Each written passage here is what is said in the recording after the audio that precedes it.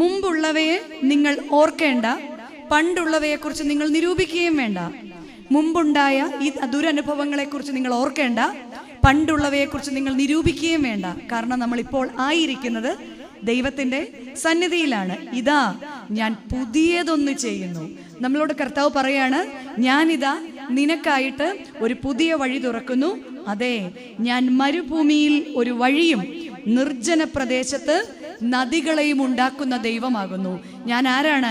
മരുഭൂമിയിൽ പോലും വഴികളെ തുറക്കുവാൻ, ഇല്ല വാതിലുകൾ അടഞ്ഞു എന്ന് വിചാരിക്കുന്ന സാഹചര്യങ്ങളിൽ വഴി തുറക്കുവാനും, നിർജ്ജനമായ പ്രദേശത്ത് ഒരു മനുഷ്യൻ പോലും വസിക്കാത്തിടത്ത് നിനക്ക് വെള്ളം തരാൻ ആരുമില്ലെങ്കിലും ഞാൻ നിന്റെ കണ്ണുനീര് കണ്ടിട്ട്, ഹാഗാറിൻ്റെ കണ്ണുനീരിനെ പോലെ നിന്റെ കണ്ണുനീരിനെ തുരുത്തിയിൽ ശേഖരിച്ചിട്ട് നിന്റെ തലമുറകൾക്ക് വേണ്ടി നദികളെ, പുതിയ മാർഗങ്ങളെ ഒരുക്കുന്ന ഒരു ദൈവമാണ്. നമ്മളായിരിക്കുന്നത് അവൻ്റെ സന്നിധിയിലാണ്. എന്നാൽ ഇന്നൊരു കുടുംബ നവീകരണ ധ്യാനം എന്നാണ് അച്ഛൻ എന്നോട് വിളിച്ചപ്പോൾ പറഞ്ഞത്.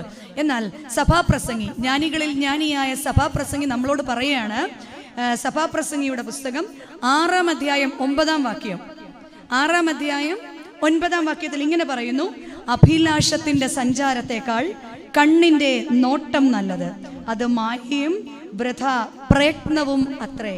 അഭിലാഷത്തിന്റെ സഞ്ചാരത്തെക്കാൾ കണ്ണിന്റെ നോട്ടം നല്ലത്. എന്താണ് ജ്ഞാനികളിൽ ജ്ഞാനിയായ ശലോമോൻ പറയുന്നത്? അഭിലാഷത്തിന്റെ സഞ്ചാരം, നമ്മളുടെ ആഗ്രഹത്തിന്റെ സഞ്ചാരത്തെക്കാൾ എന്താണ് നല്ലത്? ഇപ്പോൾ കണ്ണിൻ്റെ മുൻപിലുള്ളതിനെ ആസ്വദിക്കുക. കുടുംബമായിട്ട് എന്നെയും നിങ്ങളെയും ഈ ഭൂമിയിലാക്കിയിരിക്കുമ്പോൾ ഈ ഭൂമിയിൽ ഉള്ളത് എങ്ങനെ ഉപയോഗിക്കുന്ന വിശ്വസ്തനായ ദാസനാകാൻ എനിക്കും നിങ്ങൾക്കും സാധിക്കുന്നു എന്നതാണ് നമ്മളുടെ മുൻപിൽ ഇന്ന് ദൈവം നമ്മോട് ചോദിക്കുന്ന ചോദ്യം.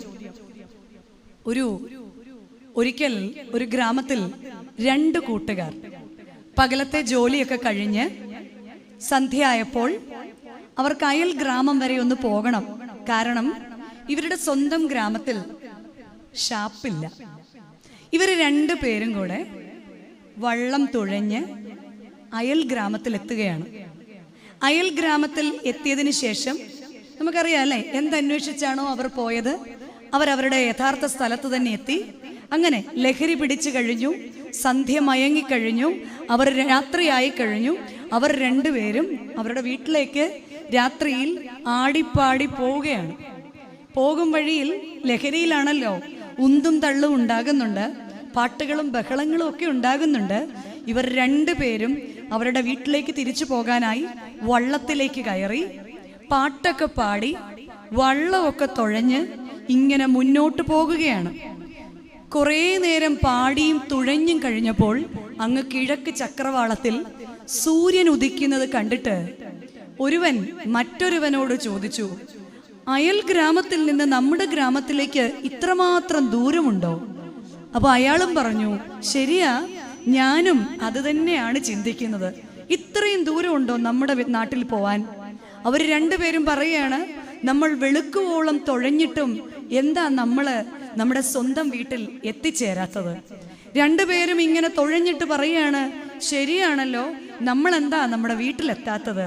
പ്രഭാതം വിടർന്നു വന്നപ്പോൾ അവരുടെ ശ്രദ്ധയിൽപ്പെട്ടു, തലേ ദിവസം ഷാപ്പിലേക്ക് പോയപ്പോൾ വള്ളം ഒരു തെങ്ങിൽ കെട്ടിയിട്ടിരുന്നു. ഇവർ 2 പേരും രാത്രി മുഴുവൻ തുഴഞ്ഞെങ്കിലും ഈ വള്ളത്തിന്റെ കെട്ട് എപ്പോഴും എവിടെ തന്നെ ഇരിക്കുക? തെങ്ങിൽ തന്നെ ഇരിക്കുകയാണ്.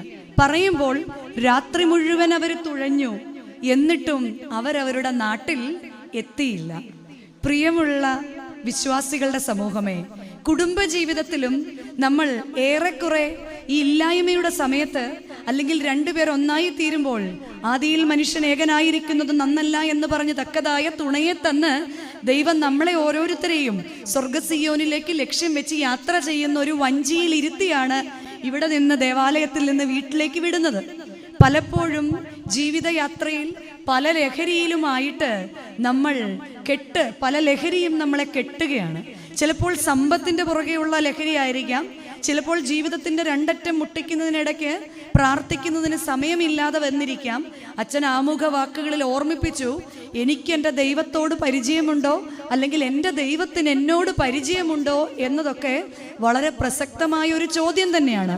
പണ്ട് പേരിനെങ്കിലും കൃത്യമായിട്ടും ക്രിയ ചെയ്തുകൊണ്ടെങ്കിലും നമ്മൾ ആലയത്തിലേക്ക് വന്നിരുന്നു.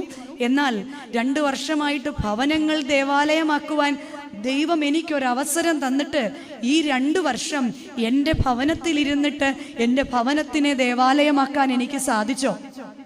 2 വർഷം എൻ്റെ വള്ളത്തിലിരുന്ന് തുഴഞ്ഞിട്ട് എവിടെയാണ് എൻ്റെ വള്ളം കെട്ടിയിരുന്നത്? ദൈവസന്നിധിയിലേക്ക് എത്തിച്ചേരാൻ ഏത് ലഹരിയാണ് എന്നെ കെട്ടിയിട്ടിരുന്നത്? അധികാരമാണോ, ധനത്തോടുള്ള മോഹമാണോ, എന്തായിരുന്നു? അല്ലെങ്കിൽ അതിരുമാന്താനുള്ള വ്യഗ്രതയാണോ? എന്താണ് എൻ്റെ ദൈവത്തിൻ്റെ സന്നിധിയിലേക്ക് തുഴഞ്ഞടുക്കാതിരിക്കാൻ എൻ്റെ കുടുംബത്തിന് ദൈവസന്നിധിയിൽ നിന്ന് അകൽച്ചയുണ്ടായത്? മുമ്പുള്ളവയെക്കുറിച്ച് നിങ്ങൾ ഓർക്കേണ്ട, പണ്ടുള്ളവയെക്കുറിച്ച് നിങ്ങൾ നിരൂപിക്കുകയും വേണ്ട. പുതിയത് ചെയ്യുവാൻ ദൈവം എൻ്റെ അടുക്കിലേക്ക് കടന്നു വരുമ്പോൾ പലപ്പോഴും നമുക്ക് പുതിയ നന്മകൾ അനുഭവിക്കാൻ പറ്റാത്തത് എന്തുകൊണ്ടാണെന്നറിയാമോ? ഇങ്ങനെ പലതും കെട്ടിവെച്ചിരിക്കുക. ചിലപ്പോൾ എൻ്റെ നാക്കായിരിക്കും, ചിലപ്പോൾ എൻ്റെ ദേഷ്യമായിരിക്കും, ചിലപ്പോൾ എൻ്റെ സമ്പത്തിനെ കുറിച്ചുള്ള മോഹമായിരിക്കും. ഇതൊക്കെ ഈ 2 മദ്യപന്മാർ തെങ്ങിൽ തൻ്റെ വള്ളം കെട്ടിയിരിക്കുന്നത് പോലെ എൻ്റെയും നിങ്ങളുടെയും വ്യക്തി ജീവിതങ്ങളും കുടുംബങ്ങളും പലയിടത്തും കെട്ടിവെച്ചിട്ട് സ്വർഗത്തിലേക്ക് തുഴയുന്ന വലിയ ആത്മീയരാണെന്ന് സ്വയം വിചാരിച്ചാൽ ഞാനും രക്ഷപ്പെടില്ല, എന്നെ കേൾക്കുന്നവരും രക്ഷപ്പെടില്ല എന്നുള്ളതാണ് സത്യം. കാരണം ഈ കാലം നമ്മളെ ഒരുപാട് കാര്യങ്ങൾ പഠിപ്പിച്ചു, അല്ലേ? ഈ അധ്വാനിച്ചതും ഓടിയതും വലിയവനും ചെറിയവനും ബലവാനും ജ്ഞാനിയും ഒന്നിനെയും കണ്ട് പ്രശംസിക്കരുതെന്ന് പഠിപ്പിച്ചു. ഈ കാലത്തിന്റെ പ്രത്യേകത എന്താണ്? ഈ കാലത്തെക്കുറിച്ച് പണ്ടേ പൗലോസ് ശ്ലീഹ പറഞ്ഞു, ഇത് ദുഷ്കാലമാകയാൽ, അതൊക്കെ ബാക്കി പറയണം, ഇത് ദുഷ്കാലമാകയാൽ സമയം തക്കത്തിൽ ഉപയോഗിച്ചു കൊള്ളുവിൻ. ഏതാന്ന് വാക്യം എന്ന് പറയാമോ? എന്തെങ്കിലുമൊക്കെ തിരിച്ചു പറയണം. കാരണം നമ്മൾ ഇത്രയും നാളും വീട്ടിൽ ഓൺലൈനായിട്ടാണ് കേട്ടോണ്ടിരുന്നത്. അതിനിടയ്ക്ക് നമ്മൾ കറി വെക്കും, അതിനിടയ്ക്ക് നമ്മൾ പശുവിനെ അഴിച്ചു കെട്ടും, അതിനിടയ്ക്ക് ഞാനൊരു അധ്യാപികയാണ്. കഴിഞ്ഞ ദിവസം ക്വസ്റ്റ്യൻ ചോദിച്ചുകൊണ്ടിരിക്കുന്നതിനിടയ്ക്ക് അനുരാഗിനെ വിളിച്ചിട്ടൊരു ക്വസ്റ്റ്യൻ ചോദിച്ചു. അനുരാഗ് ഓൺലൈൻ ക്ലാസ് ആണേ. അനുരാഗ് ഉത്തരം പറയുന്നു പറഞ്ഞപ്പോൾ അനുരാഗ് മിണ്ടുന്നില്ല. വീണ്ടും ഞാൻ ചോദിച്ചു, അനുരാഗ് കേൾക്കുന്നില്ലേ? അപ്പോൾ അനുരാഗിൻ്റെ ഫോൺ ഓൺ ചെയ്തിട്ട് പറഞ്ഞു, ടീച്ചറെ ഇവിടെ ഉണ്ട്. അപ്പോൾ നോക്കിയപ്പോൾ ഒരു സ്ത്രീ ശബ്ദം. ഞാൻ ചോദിച്ചു, അനുരാഗ് ആൺകുട്ടിയല്ലേ? ടീച്ചറെ ഞാൻ അവൻ്റെ അമ്മയാണ്. ഞാൻ ചോദിച്ചു, അനുരാഗ് എവിടെ പോയി? ടീച്ചറെ അത് ഞാൻ ഇച്ചിരി പപ്പടം വാങ്ങാൻ അവനെ വിട്ടിരിക്കുക. അപ്പോൾ എന്തെങ്കിലും ടീച്ചർ പറയുകയാണെങ്കിൽ അല്ലെ ഓഫ് ചെയ്യാൻ വേണ്ടി ഈ ഫോൺ ഓൺ ചെയ്ത് അടുക്കളയിൽ അമ്മയ്ക്ക് കൊണ്ട് വെച്ചിട്ടാണ് ആര് പോയത്? അനുരാഗ് പോയത്. അപ്പോൾ അമ്മ പറയാം, ടീച്ചറെ അവനല്ല കുറ്റക്കാരൻ, ഞാൻ അവനെ എവിടെ വിട്ടിരിക്കുക? പപ്പടം വാങ്ങാൻ വിട്ടിരിക്കുക. അപ്പോൾ ഇതുപോലെ ആയിരുന്നു നമ്മൾ ഇത്രയും നാളും കേട്ടത്. അപ്പോൾ അങ്ങനെ ആകാതിരിക്കാൻ, അല്ലെ ആ പഴയ ഒരു ഇതിലേക്ക് നമ്മൾ തിരിച്ചു വരണം. പുതിയത് ചെയ്യുന്ന ദൈവസന്നിധിയിൽ ഇപ്പോൾ എഫേസ്യ ലേഖനം 5-ാം അധ്യായം 15-16 വാക്യങ്ങൾ പറയുകയാണ്, ഇത് ദുഷ്കാലമാകയാൽ സമയം തക്കത്തിൽ ഉപയോഗിച്ചു കൊള്ളുവിൻ.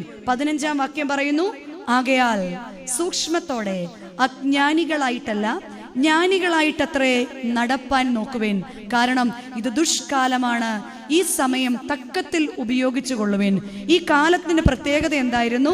ജെറമിയ പ്രവാചകന്റെ പുസ്തകം ഇരമിയാവ് 9-ാം അധ്യായം 21-ാം വാക്യം.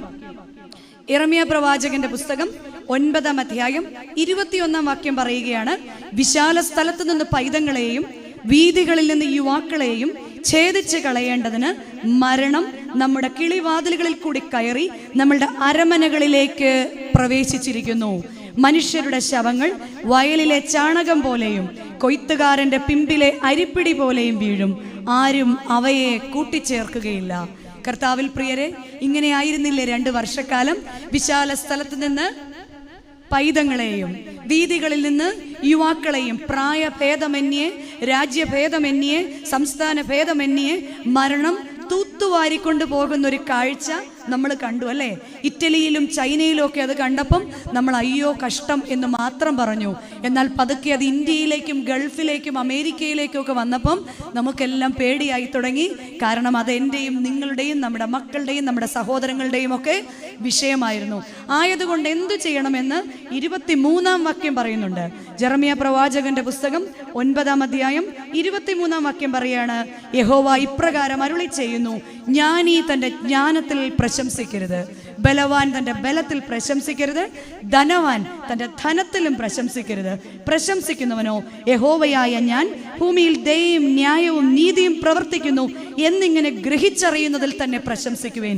നമ്മളോടാണ് കർത്താവ് പറയുന്നത്, ജ്ഞാനി തൻ്റെ ജ്ഞാനത്തിൽ പ്രശംസിക്കരുത്. നമ്മളെക്കാൾ ജ്ഞാനികളായ അനേകർ ഈ കൊറോണയിൽ തൂത്തുവാരി അല്ലേ, നമ്മളെക്കാൾ നീതിമാന്മാരായ, നമ്മളെക്കാൾ ബലമുള്ളവര്, നമ്മളെക്കാൾ യോഗ്യതയുള്ളവര്, പഠിത്തമുള്ളവരൊക്കെ പോയി. അപ്പോൾ എന്നെയും നിങ്ങളെയും ഈ ഭൂമിയിൽ നിർത്തിയിരിക്കുന്നത് എന്തിനു വേണ്ടിയാണ്? ഈ ദുഷ്കാലത്തിൽ സമയം തക്കത്തിൽ ഉപയോഗിക്കുവാൻ തക്കവണ്ണം ജ്ഞാനവും വിവേകത്തോടും കൂടിയാണ് കർത്താവ് നമ്മളെ ഓരോരുത്തരെയും ഈ ഭൂമിയുടെ മുഖത്ത് നിർത്തിയിരിക്കുന്നത്. ഒരു വർഷക്കാലം കൂടെ നമുക്ക് നീട്ടി തന്നിട്ട് കർത്താവ് നമ്മളെ ഇവിടെ നിർത്തിയിരിക്കുമ്പോൾ ഞാൻ ആയിരിക്കുന്നത് അവൻ്റെ കൃപയാലാണെന്ന് വിശ്വസിക്കുക. ഇല്ലാത്തതിനെ കുറിച്ചല്ല, ഉള്ളതിനെ കുറിച്ച് ഓർക്കണം. നമ്മുടെയൊക്കെ ജീവിതത്തിൻ്റെ ഏറ്റവും വലിയ പ്രത്യേകത എന്താണെന്നറിയോ? കൂടുതൽ ആളുകളും കഴിഞ്ഞ കാലത്തിൽ നഷ്ടം വന്നു പോയാൽ, അന്ന് ഞാനത് പഠിച്ചിരുന്നുവെങ്കിൽ, അന്ന് ഞാൻ ആ ജോലിക്ക് പോയിരുന്നെങ്കിൽ, അന്ന് ഞാൻ ഈ വീട്ടിൽ വരാതിരുന്നെങ്കിൽ, അന്ന് ഞാൻ എൻ്റെ മക്കളെ അങ്ങനെ പറഞ്ഞു വിട്ടിരുന്നെങ്കിൽ, ഇന്നിപ്പോൾ അവരുടെ മക്കളെ പോലെ എൻ്റെ മക്കൾ ഓസ്ട്രേലിയയിലായിരുന്നേനെ. അന്ന് കഴിഞ്ഞതിനെ കുറിച്ചോർത്ത് സങ്കടപ്പെട്ടുകൊണ്ടിരിക്കുകയാണ്. വേറെ നമ്മളിൽ കുറച്ച് പേരുണ്ട്, എന്താ വരാൻ പോകുന്ന ഞങ്ങളെ പ്രായമായ മക്കൾ നോക്കുവോ, ഞങ്ങളുടെ മക്കൾ നല്ല സ്ഥാനത്തെത്തുവോ, നാളെ എന്തായി തീരും, കടക്കാർ വന്ന് പിടിച്ചു. ഈ ചിന്തകളിൽ നിന്ന് ഇന്നിൽ ജീവിക്കാൻ നമ്മൾ എന്ന് പഠിക്കുന്നു, അപ്പോഴാണ് നമ്മൾ ഓരോരുത്തരും ദൈവസന്നിധിയിൽ നീതിയുള്ളവരായി തീരുന്നത്. ഇന്ന് ഞാൻ ഗുഹയ്ക്കുള്ളിൽ ഇരുന്നാലും കാക്കയുടെ കയ്യിൽ അപ്പവും ദൂതന്റെ കയ്യിൽ അടയും കൊടുത്തു വിടുന്ന ഒരു ദൈവമുണ്ടെന്ന് എത്രയോ പ്രാവശ്യം നമ്മുടെ ജീവിതത്തിൽ നമ്മൾ പഠിച്ചിട്ടുള്ളവരാ. എന്നാലും നമ്മൾ ഇന്നലെ നഷ്ടപ്പെട്ടതിനെയും നാളെ വരാൻ പോകുന്നതിനെയും ഓർത്ത് വളരെയധികം ഭാരപ്പെട്ടിരിക്കുമ്പോൾ വിശുദ്ധ മത്തായിയുടെ സുവിശേഷം 11-ാം അധ്യായം 28-ാം വാക്യത്തില് കർത്താവ് പറയാണ്, അധ്വാനിക്കുന്നവരും ഭാരം വഹിക്കുന്നവരുമേ നിങ്ങൾ എൻ്റെ അടുക്കിലേക്ക് വരുവിൻ, ഞാൻ നിങ്ങളെ ആശ്വസിപ്പിക്കും. നമുക്കെല്ലാം ആശ്വാസം വേണം. അധ്വാനിക്കുന്നവരാണ് നമ്മൾ ഒത്തിരി ഭാരം വഹിക്കുന്നവരാണ്. ഞാൻ നിങ്ങളെ ആശ്വസിപ്പിക്കും. എങ്ങനെ ഞാൻ നിങ്ങളെ ആശ്വസിപ്പിക്കുമെന്ന് നമ്മൾ പറയാറില്ല. ആശ്വസിപ്പിക്കാനായിട്ട് ആഗ്രഹിക്കും.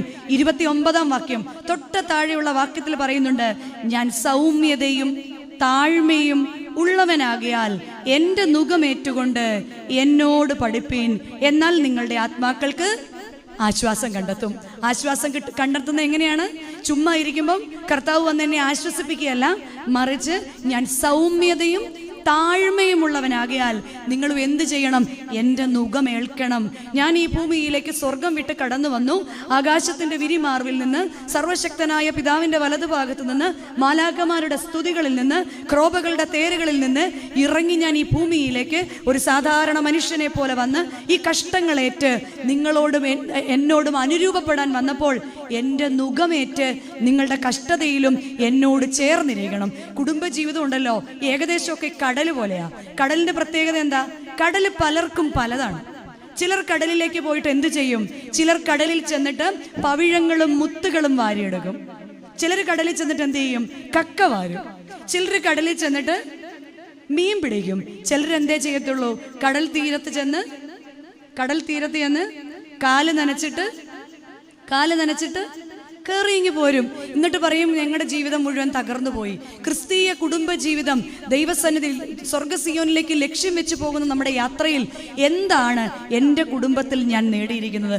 ദൈവം നമുക്കെല്ലാവർക്കും ഒരുപോലെയാണ് കൃപയുടെ ഒഴുക്ക് നൽകിയിരിക്കുന്നത്. എന്നാൽ കുടുംബജീവിതത്തിൽ 2 തിമോത്തിയോസ് 2-ാം അധ്യായം 5-ാം വാക്യം പറയാ, ഒരുവൻ മല്ലുകെട്ടിയിട്ടും ചട്ടപ്രകാരം നടക്കുന്നില്ല എങ്കിൽ കിരീടം പ്രാപിക്കുന്നില്ല. അപ്പോൾ എന്താണ് നമ്മൾ ചെയ്യേണ്ടത്? സങ്കീർത്തനക്കാരൻ 54-ാം സങ്കീർത്തനത്തിൽ പറയാണ്, ഞാൻ പരദേശിയായി പാർക്കുന്ന വീട്ടിൽ നിന്റെ ചട്ടങ്ങൾ എനിക്ക് കീർത്തനങ്ങളായിരിക്കണം. കുടുംബജീവിതത്തിൽ ഞാൻ പരദേശിയാണ് ഈ ഭൂമിയിൽ നിന്ന് ഓർക്കുക. വെട്ടിപ്പിടിക്കാനുള്ള വ്യഗ്രതയിൽ ഈ ഭൂമിയിൽ ഞാൻ പരദേശിയായിട്ട് പാർക്കുന്ന നാളിൽ കർത്താവിൻ്റെ ചട്ടങ്ങൾ നമുക്ക് എന്തായിരിക്കണം? കീർത്തനങ്ങളായിരിക്കണം. ഓട്ടക്കളത്തിൽ ഓടുന്നവർ അനേകരാണ്, ബിരുദ പ്രാപിക്കുന്നവർ അതുപോലെ തന്നെയാണ് ജീവിതത്തിലെ കുടുംബജീവിതം എന്ന വേഷം കെട്ടി നടക്കാൻ നമുക്ക് സാധിക്കും. പക്ഷെ ബിരുദ പ്രാപിക്കുവാൻ എൻ്റെ ജീവിതത്തിൽ എനിക്ക് സാധിക്കുന്നുണ്ടോ, എനിക്ക് സാധിക്കാറുണ്ടോ? അങ്ങനെ എന്ത് സംഭവിക്കും? നമ്മുടെ തലമുറയുടെ മുൻപിൽ നമുക്ക് മാതൃകയാകാൻ സാധിക്കുന്നുണ്ടോ എന്ന് നാം ചിന്തിക്കേണ്ടിയിരിക്കുന്നു. നമ്മൾ ഈ ഗാനമേള നടക്കുന്ന സ്ഥലം കണ്ടിട്ടുണ്ടല്ലേ? ഗാനമേള നടക്കുന്ന സ്ഥലത്ത് നമുക്ക് പ്രതീക്ഷ നൽകുന്ന സാധനം എന്താണ്? ഇടയ്ക്കിടയ്ക്ക് ഇങ്ങനെ ആദ്യം പാടുന്നവൻ ഇങ്ങനെ ഒന്ന് ഞെക്കും, അടുത്തത് തബലക്കാരൻ അയാളുടെ തബല കൊട്ടും, അത് കഴിഞ്ഞ് വയലിൻകാരൻ, അങ്ങനെ ഓരോ ഇൻസ്ട്രുമെന്റ്സും വായിക്കുന്ന ആൾക്കാർ ഇങ്ങനെ ശബ്ദം ഉണ്ടാക്കും. അപ്പൊ അത് കേൾക്കുമ്പോൾ നമ്മൾ എന്ത് വിചാരിക്കും? ഗാനമേള ഉടനെ ആരംഭിക്കും. നമ്മളവിടെ ശ്രദ്ധിക്കേണ്ട കാര്യം, ഈ ഗാനമേളയിൽ ഉപയോഗിക്കുന്ന മുഴുവൻ ഉപകരണങ്ങൾക്കും വ്യത്യസ്തമായ ശബ്ദങ്ങളാണ്, അല്ലെ? തബലയുടെ ശബ്ദമല്ല ഓർഗന്, ഓർഗന്റെ ശബ്ദമല്ല വയലിന്, ഓരോന്നിനും ഓരോ ശബ്ദമാണ്. പക്ഷേ ഇവയെല്ലാം കൂടെ ചേരുമ്പോൾ ഒറ്റ ശബ്ദമാണ്. ഗാനമേള ആരംഭിച്ചു കഴിയുമ്പോൾ ഒറ്റ ശബ്ദം. കുടുംബജീവിതത്തിലും നമ്മളെല്ലാം വ്യത്യസ്തരാണ്. അപ്പൻ അപ്പൻ്റെതായ സ്വഭാവം ഉണ്ടാവും, അമ്മയ്ക്ക് അമ്മയുടേതായ കുടുംബത്തിന്റെ സ്വഭാവം കാണും, മക്കൾക്ക് മക്കളുടെ കുടുംബത്തിന്റെ സ്വഭാവം, മക്കൾക്ക് ഇവരുടെ രണ്ടുപേരുടെയും കൂടെ ഒരു കോമ്പിനേഷൻ ആയിരിക്കും, അല്ലെ? പക്ഷേ ഒന്നിച്ച് ദൈവസന്നിധിയിൽ ഇരിക്കുന്ന കുടുംബങ്ങൾക്ക് ഒറ്റ ശബ്ദം മാത്രമേ ഉണ്ടാവുള്ളൂ. അങ്ങനെ ഉണ്ടാകുവാൻ ഇനിയുള്ള കാലഘട്ടത്തിൽ മക്കൾക്ക് മാതാപിതാക്കളെക്കാൾ കൂടുതൽ അറിവുള്ളൊരു കാലമാണ്. പണ്ട് അപ്പനും അമ്മയും ഏതെങ്കിലും ഒരു കോളേജിൽ കൊണ്ടുവിടും, ആ കോളേജിൽ പഠിക്കും. ഇന്ന് പഠിച്ചിറങ്ങുന്നതിന് മുമ്പ് മക്കളാ തീരുമാനിക്കേണ്ടത്, ഇത്ര യൂണിവേഴ്സിറ്റികളുണ്ട്, ഇത്ര കോഴ്സുകളുണ്ട്, മമ്മി എനിക്ക് അവിടെ പഠിക്കണം, എനിക്ക് അവിടെ പോയേ പറ്റൂ, അല്ലേ? ഇവിടെ ഇരുന്നു കൊണ്ട് അമേരിക്ക യൂണിവേഴ്സിറ്റി വരെ പഠിക്കാനുള്ള സാധ്യതകളുമുണ്ട്. എന്നാൽ ഈ തലമുറകളുടെ മുൻപിൽ വഴിതെറ്റി പോകാതിരിക്കാൻ നമുക്ക് എന്ത് ചെയ്യാൻ പറ്റുമെന്ന് ഫിലിപ്പിയ ലേഖനം 2-ാം അധ്യായം 14-ാം വാക്യം പറയുന്നുണ്ട്. എന്തു ചെയ്യാൻ പറ്റും? ഫിലിപ്പിയ ലേഖനം 2-ാം അധ്യായം 14-ാം വാക്യം, വക്രതയും കോട്ടവുമുള്ള തലമുറയുടെ നടുവിൽ നിങ്ങൾ അനിന്യരും പരമാർത്ഥികളും ദൈവത്തിന്റെ നിഷ്കളങ്ക മക്കളും ആകേണ്ടതിന് സകലവും പിറുപിറുപ്പും വാദവും കൂടാതെ ചെയ്യുവിൻ.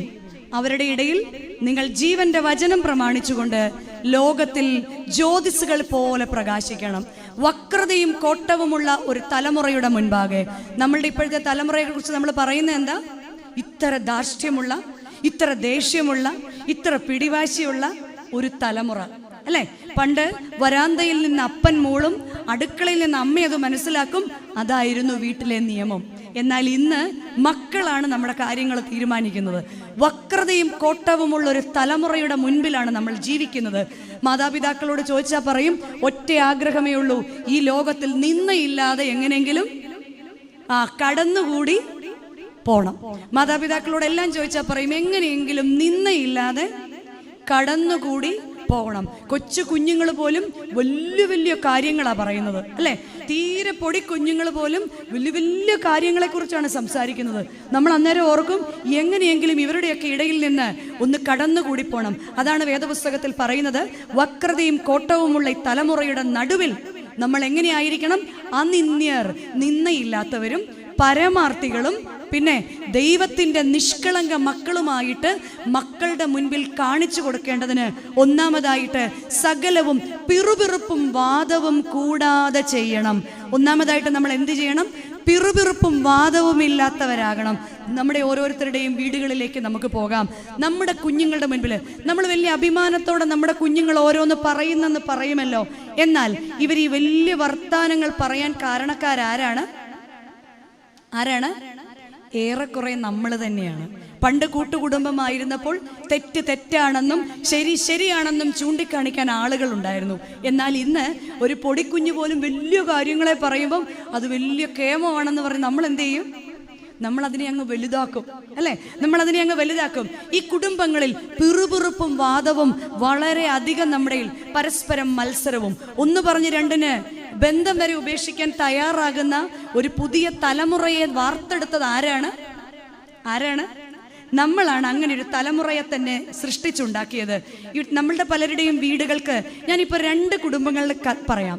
ഇതിലേതുപോലെയാണ് നമ്മുടെ കുടുംബം നോക്കണം. 2 ശമൂവേൽ പുസ്തകം 6-ാം അധ്യായത്തിൽ ഒരു കുടുംബം കാണാം.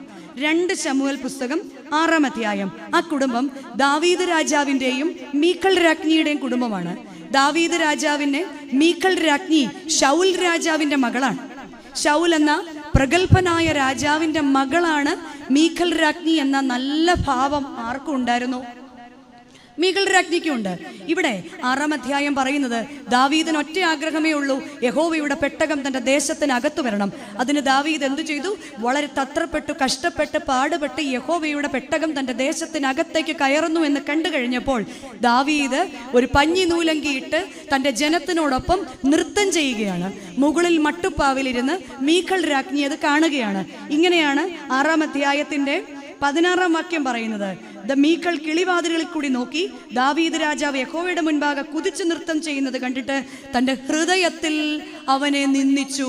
തൻ്റെ ഹൃദയത്തിൽ അവനെ നിന്ദിച്ചു. 1-ാമത്തെ തെറ്റ്. വീണ്ടും കൊട്ടാരത്തിൻ്റെ വാതിൽക്കൽ വന്നപ്പോൾ രാജാവ് തൻ്റെ ജനങ്ങളെ അനുഗ്രഹിച്ചിട്ട് കൊട്ടാരത്തിനകത്തേക്ക് കയറിയിട്ട് രാജ്ഞിയുടെ അടുക്കിലേക്ക് ചെന്നപ്പോൾ രാജ്ഞിയുടെ മുഖം അത് ഞാൻ പറയാതെ കുടുംബജീവിതത്തിലുള്ള എല്ലാവർക്കും അറിയാം അല്ലേ? വീട്ടിലേക്ക് വന്ന് കയറുമ്പം മുഖത്തിൻ്റെ ആ ഒരു ഭാവം അനുസരിച്ചാണ് അന്നത്തെ ദിവസം. ഇപ്പൊ കുഞ്ഞുങ്ങളുണ്ടായിരുന്നെ നമുക്ക് ചോദിക്കായിരുന്നു. മൂത്ത കുഞ്ഞുങ്ങൾ ഇളയ കുഞ്ഞുങ്ങളോട് പറയും, കിട്ടണ്ടായെങ്കിൽ ഇങ്ങ് മോനെ, വെറുതെ കിട്ടണ്ടായെങ്കിൽ ഇങ്ങ് പോരെ, ഇന്ന് അത്ര നല്ല അങ്ങനെ ഇരിക്കുമായിരുന്നു മീഖൽ രാജ്ഞിയുടെ മുഖം. രാജാവ് അനുഗ്രഹിക്കുവാനായിട്ട് കൊട്ടാരത്തിലകത്തേക്ക് ചെന്നപ്പോൾ മീഖൽ രാജ്ഞി പറയുക, രാജ്ഞി എന്താണ് നിന്റെ മുഖം ഇങ്ങനെ? നമ്മളോടാണ് അങ്ങനെ ചോദിച്ചില്ലെങ്കിൽ നമ്മൾ എന്ത് ചെയ്യും? അടുക്കളയിലിരിക്കുന്ന ആ പാത്രം നമ്മൾ ഒന്നുകൂടെ ആ പാതകത്തിലോട്ട് 2 കുത്ത് അങ്ങോട്ട് കുത്തും അല്ലേ? അപ്പൊ ചോദിക്കും, നിനക്കെന്തുവാ? എനിക്കിവിടെ ഭയങ്കര സുഖമാണല്ലോ, അങ്ങനെയല്ലേ നമ്മൾ പറയുന്നത്. പക്ഷെ മീഖൽ രാജ്ഞി അങ്ങനെയല്ല പറഞ്ഞത്. മീഖൽ രാജ്ഞി പറയുകയാണ്, ഇത്ര നിന്ദ്യനായിട്ട് നിന്റെ ജനത്തിനോടൊപ്പം തെരുവിൽ നൃത്തം ചെയ്യാൻ നിങ്ങൾക്ക് നാണമില്ലേ എന്ന് പറഞ്ഞ് രാജാവിനെ നിന്ദിക്കുകയാണ്. രാജാവ് ഒട്ടും കുറച്ചില്ല. രാജാവ് പറഞ്ഞു, യഹോവയുടെ മുൻപാകെ ഞാൻ ഇനിയും നൃത്തം ചെയ്യും. നിന്റെ അപ്പനേക്കാൾ ഉപരിയായിട്ട് എന്നെ നിർത്തിയ എൻ്റെ ദൈവത്തിൻ്റെ മുൻപിൽ ഞാൻ ഇനിയും നൃത്തം ചെയ്യും. ഞാൻ ഇനിയും ചെയ്യുമെന്ന് മാത്രമല്ല, മീഖൽ രാജ്ഞിയുടെ ആരെ കൂടെ അവിടെ പറഞ്ഞു? നിന്റെ അപ്പനേക്കാൾ കേമനാക്കി എന്നെ നിർത്തിയ ഒരു ദൈവത്തിൻ്റെ മുൻപിൽ ഞാൻ ഇനിയും ചെയ്യും. അതോടുകൂടി അവിടെ ഡിവോഴ്സ്. മീഖൽ രാജ്ഞിയെ ദാവീദ് രാജാവ് തൻ്റെ ഭാര്യ പദവിയിൽ നിന്ന് മാറ്റിവെക്കുകയാണ്. പ്രിയമുള്ളവരെ, എത്രയോ പ്രാവശ്യം നമ്മുടെ വീടുകളിലെയും പല പ്രശ്നങ്ങൾ ഈ ഹൃദയത്തിലെ നിന്ദയാണ്. നമ്മൾ ആഗ്രഹിക്കുന്നത് പോലെ ഒരു കുടുംബജീവിതം, ഞാൻ ആഗ്രഹിച്ചത് ഇങ്ങനെ അല്ല എന്നാണ് നമ്മൾ പറയുന്നത്. അതാണ് സഭാപ്രസംഗി പറയുന്നത്, അഭിലാഷത്തിൻ്റെ സഞ്ചാരത്തേക്കാൾ കണ്ണിൻ്റെ നോട്ടം നല്ലത്.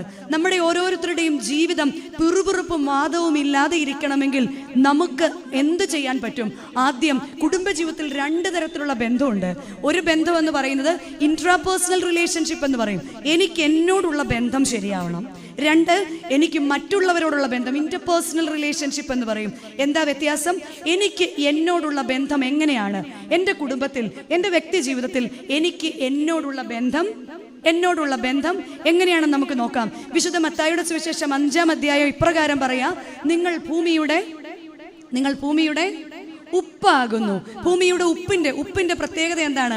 ഉപ്പ് ഏതു വസ്തുവിൽ ഇട്ടാലും അത് ലയിച്ചു ചേരും. അങ്ങനെയെങ്കിൽ എൻ്റെ വ്യക്തി ജീവിതത്തിൽ ഞാൻ ആയിരിക്കുന്ന അവസ്ഥയുമായിട്ട് ലയിച്ചു ചേരാൻ, പിറുപിറുപ്പില്ലാതെ പൊരുത്തപ്പെടാൻ, ഒരു ദിവസമെങ്കിലും പരാതി കൂടാതെ ജീവിക്കുവാൻ എനിക്ക് സാധിക്കാറുണ്ടോ? പലപ്പോഴും ജീവിത പങ്കാളിയെക്കുറിച്ച് പരാതി പറയുമ്പോൾ എത്രയോ പേർ ജീവിത പങ്കാളി ഇല്ലാതെ, എത്രയോ പേർ ജീവിത പങ്കാളിയെ നഷ്ടപ്പെട്ട്, എത്രയോ പേർ ജീവിത പങ്കാളി നിത്യരോഗിയായി ഒക്കെ കഴിയുന്ന സാഹചര്യത്തിൽ, കർത്താവേ, നീ എനിക്ക് ഇണയായി, നീ എനിക്ക് തക്ക തുണയായിട്ട് നൽകിയിരിക്കുന്ന ജീവിത പങ്കാളിയുമായിട്ട് പൊരുത്തപ്പെട്ട് ഹൃദയത്തിൽ നിന്ദിക്കാതെ ജീവിക്കുവാൻ എൻ്റെ മക്കളുടെ മുൻപാകെ എനിക്ക് സാധിച്ചിട്ടുണ്ടോ എന്ന് നാം ഓരോരുത്തരും നമ്മളോട് തന്നെ ചോദിക്കണം. കാരണം ഹൃദയം നിറഞ്ഞ് കവിയുന്നതത്രേ വായി സംസാരിക്കുന്നത്. മക്കളുടെ മുൻപാകെ നമ്മൾ സംസാരിക്കുന്ന ഓരോ വാക്കുകളും അവർ നമ്മളെക്കാൾ നന്നായിട്ട്, നമ്മൾ വർഷങ്ങൾ കൊണ്ട് പഠിച്ചത് മക്കൾ നിസാര നേരം കൊണ്ട് നമ്മളിൽ നിന്ന് പഠിച്ചെടുക്കുക ചെയ്യുന്നത്. നമ്മൾ ജീവിത പങ്കാളിയെ നിന്ദിച്ചും, നമ്മൾ ജീവിത പങ്കാളിയെ കുറ്റപ്പെടുത്തിയും, അവരുടെ വീട്ടുകാരെ കുറ്റപ്പെടുത്തിയൊക്കെ സംസാരിക്കുന്നത് നമ്മുടെ മക്കൾ നമ്മളിൽ നിന്നാണ് പഠിക്കുന്നത്. ഈ വക്രതയും കോട്ടവുമുള്ള തലമുറയെ സൃഷ്ടിച്ചത് അന്നേരം ആര് തന്നെയാണ്? നമ്മൾ തന്നെയാണ്. ഈ ഭൂമിയിൽ എല്ലാവരും പോരായ്മകളും കുറ്റങ്ങളും കുറവുകളും ഉള്ളവർ തന്നെയാണ്. എന്നാൽ ഈ കുറവുകളോടുകൂടി എൻ്റെ കയ്യിൽ എൻ്റെ ജീവിത പങ്കാളിയെ ദൈവം ഏൽപ്പിച്ചിരിക്കുന്നത്, എൻ്റെ മാതാപിതാക്കളെ ഏൽപ്പിച്ചിരിക്കുന്നത്, എൻ്റെ മരുമക്കളെ ഏൽപ്പിച്ചിരിക്കുന്നത്, ദൈവത്തിനൊരു ഉദ്ദേശമുണ്ട്, ദൈവത്തിനൊരു പദ്ധതിയുണ്ട്. അത് നമുക്ക് കാണാൻ സാധിക്കുന്നത് 1 ശമൂവേൽ പുസ്തകം 25-ാം അധ്യായത്തിലാണ്. 1 ശമൂവേൽ പുസ്തകം 25-ാം അധ്യായത്തിൽ നമുക്ക് കാണാൻ സാധിക്കുന്ന ഒരു കുടുംബമാണ് അബിഗേലിന്റെയും നാബാലിന്റെയും കുടുംബം. ഇതൊക്കെ നമുക്ക് അറിയാവുന്ന കാര്യമാണ്. അബിഗേൽ സുന്ദരിയും വിവേകമതിയുമായിരുന്നു എന്ന് വേദപുസ്തകം പറയുന്നു. എന്നാൽ നാബാൽ നിഷ്ഠൂരനും ഭോഷനുമാകുന്നു. എന്നാൽ അയാൾ വളരെ ധനികനും നാബാൽ കാലേബ് വംശജനുമാണെന്ന് പറയുന്നുണ്ട്. ഇവിടെ ഒരു വലിയ വിരുന്ന് നടക്കുകയാണ്. ഈ വിരുന്നിൽ, ആടിനെ രോമം കത്തിരിക്കുന്ന വിരുന്നിൽ ദാവീദിന്റെ ഇടയന്മാർ വന്നപ്പോൾ നാബാൽ അവരെ കളിയാക്കി പുറത്താക്കുകയാണ്. ദാവീദിനെ കുറിച്ച് അറിയാവുന്ന ഈ നാബാലിന്റെ ജോലിക്കാർ ദാമാലിന്റെ ഭാര്യയായ അബിഗേലിന്റെ അടുക്കിലേക്ക് കടന്നു വന്നിട്ട് പറയുകയാണ്, ദാവീദ് നമ്മൾ അവരുടെ വെളിംപ്രദേശത്തായിരുന്നപ്പോൾ നമുക്കൊരു മതില് പോലെ കാത്തു സൂക്ഷിച്ചവനാണ്, നമ്മളെ കരുതിയവനാണ്. ഇപ്പോൾ ദാവീദിനെ പിണക്കുന്നത് വളരെ അപകടമാണ്. ഇത് കേട്ട ഉടനെ അബിഗേൽ ഓടി അങ്ങോട്ട് ചെന്ന് നാബാലിനെ വായിൽ വരുന്ന ഒന്നും പറയല്ല ചെയ്തത്.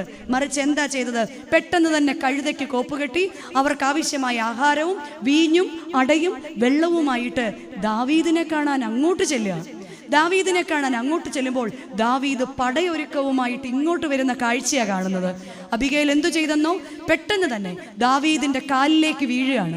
ദാവീദിന്റെ കാലിലേക്ക് വീണിട്ട് എൻ്റെ ഭർത്താവിനോട് ക്ഷമിക്കണമെന്ന് പറഞ്ഞപ്പോൾ ദാവീദ് പറഞ്ഞു, ഇല്ല, ഞാൻ ക്ഷമിക്കില്ല. വീണ്ടും അബിഗേൽ കാലിൽ വീണ് കരഞ്ഞിട്ട് പറയാ, എൻ്റെ ഭർത്താവിൻ്റെ കഴിവുകേടുകളെ ഞാൻ അറിയുന്നു, അദ്ദേഹത്തിൻ്റെ തെറ്റുകളെ ഞാൻ ഏറ്റെടുക്കുന്നു, ഞങ്ങളുടെ കുലത്തോട് ക്ഷമിക്കണം. അബിഗേലിന്റെ തക്ക സമയത്തെ ഇടപെടൽ കണ്ടിട്ട് ദാവീദ് രാജാവ് പറയാണ്, അല്ലയോ യുവതി, നിന്റെ വിവേകം സ്തുത്യം, നിന്റെ വിവേകം സ്തുത്യം. പടയൊരുക്കം നിർത്തിയിട്ട് തിരിച്ചുപോയി. അബിഗേൽ തിരിച്ചു ഭവനത്തിലേക്ക് വരുമ്പോൾ മദ്യപിച്ച് ലഹരിയിലിരിക്കുന്ന തൻ്റെ ഭർത്താവിനെ കാണുകയാണ്. കാര്യങ്ങൾ പിറ്റേ പ്രഭാതത്തിൽ അറിയിച്ചപ്പോൾ നാബാൽ ഞെട്ടിപ്പോയി. ദാവീദ് നാബാലിനോട് ക്ഷമിച്ചെങ്കിലും ദൈവം നാബാലിനോട് ക്ഷമിച്ചില്ല. നാബാൽ മരണപ്പെട്ടു. പിന്നീട് ദാവീദ് ഇത്ര വിവേകമതിയായ ഈ സ്ത്രീയെ തൻ്റെ ഭാര്യയാക്കി, രാജ്ഞിയാക്കി തിരഞ്ഞെടുക്കുകയും ചെയ്തു. പ്രിയമുള്ളവരെ, നമ്മുടെ എല്ലാം കുടുംബത്തിലും ഇതുപോലെ കുറവുകളുള്ളവരുണ്ടാകും.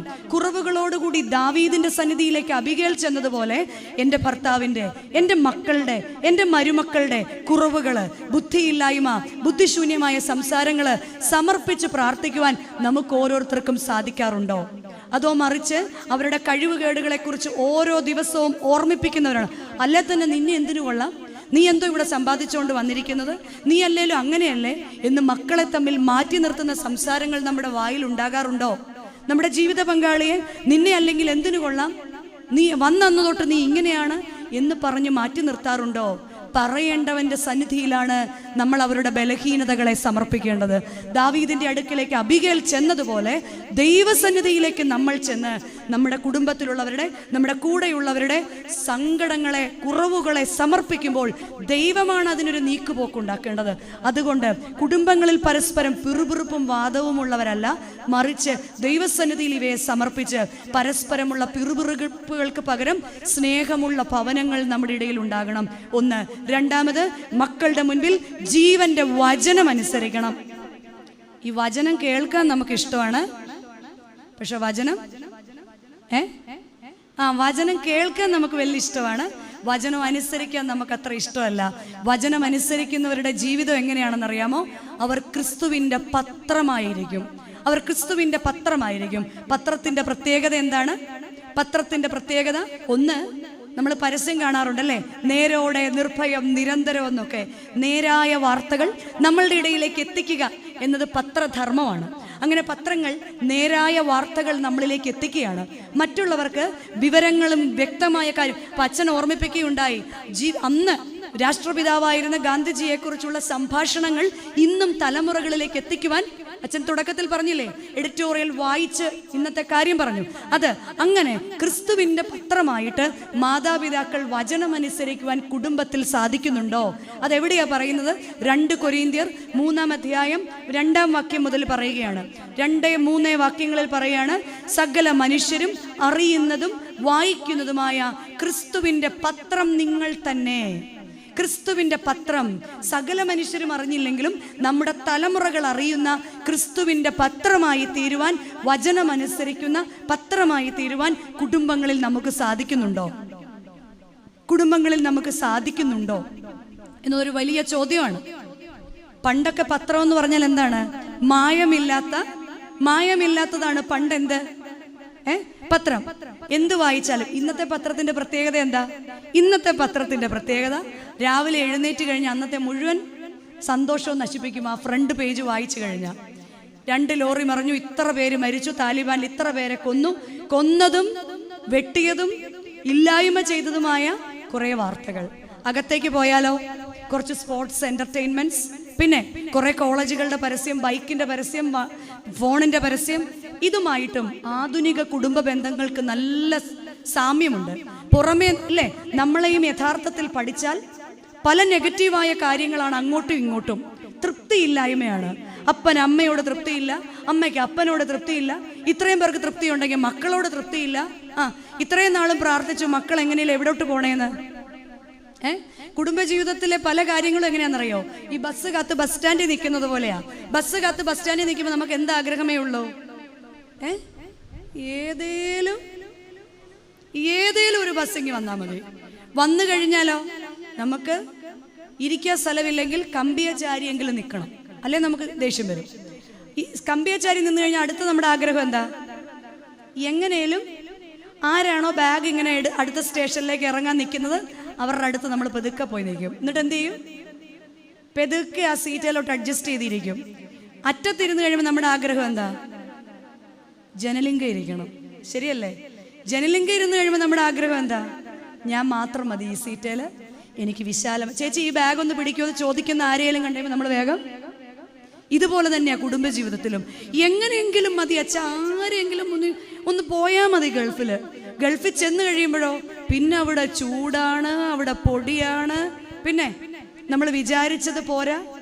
ഇങ്ങനെയാണ് പലപ്പോഴും ക്രിസ്തുവിൻ്റെ പത്രമാകുന്നതിന് പകരം നമ്മൾ പിന്നെ പത്രത്തിൻ്റെ അകത്ത് പരസ്യം ഉള്ളതുപോലെ മറ്റുള്ളവരുടെ കാഴ്ചയിൽ ഇങ്ങനെ ഒന്നിച്ചൊക്കെ ഇങ്ങനെ അങ്ങ് പോകുന്നു. പക്ഷെ മിണ്ടിയിട്ട് എത്ര നാളായി, അല്ലെ ഹൃദയം തുറന്നൊന്ന് ചിരിച്ചിട്ട് ഒന്നിച്ച് പ്രാർത്ഥിച്ചിട്ട് ഒന്നിച്ചിരുന്ന് കഴിച്ചിട്ട് എത്ര നാളായി എന്ന് ആ വീട്ടിലുള്ള കൊച്ചു കുഞ്ഞുങ്ങളോടൊന്ന് ചോദിച്ചാൽ വ്യക്തമായിട്ട് പറഞ്ഞു തരും. ക്രിസ്തുവിൻ്റെ പത്രമായി തീരണം. കാരണം എന്താണെന്നറിയോ? ഇവിടെ പൗലോസ് ശ്ലീഹ 2 കൊരിന്ത്യർ 3-ാം അധ്യായം 3-ാം വാക്യത്തിൽ പറയുന്നുണ്ട്, 4-ാം വാക്യത്തിൽ പറയുന്നുണ്ട്, അത് മഷി കൊണ്ടല്ല ദൈവത്തിൻ്റെ ആത്മാവിനാൽ അത്ര എഴുതിയിരിക്കുന്നത്.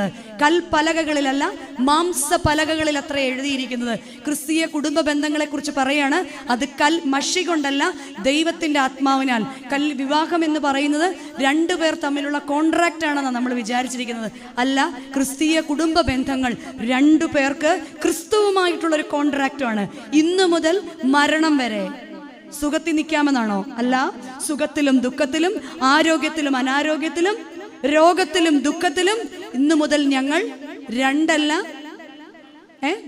1 പക്ഷെ ഇന്നിപ്പോൾ അതൊന്നും കേൾക്കാൻ നേരമില്ല. അതിശയോക്തി കൊണ്ട് പറയല്ല. ഒരു 2-3 വർഷത്തിന് മുൻപ് എൻ്റെ അച്ഛനിരുന്ന പള്ളിയിൽ വലിയൊരു കല്യാണം നടക്കുക. അപ്പം അവർ വീട്ടിൽ വന്ന്, അച്ഛാ ഒരു തിരുമേനിയെ കിട്ടണം. അപ്പം അച്ഛൻ പറഞ്ഞു നമുക്ക് വിളിക്കാമല്ലോ.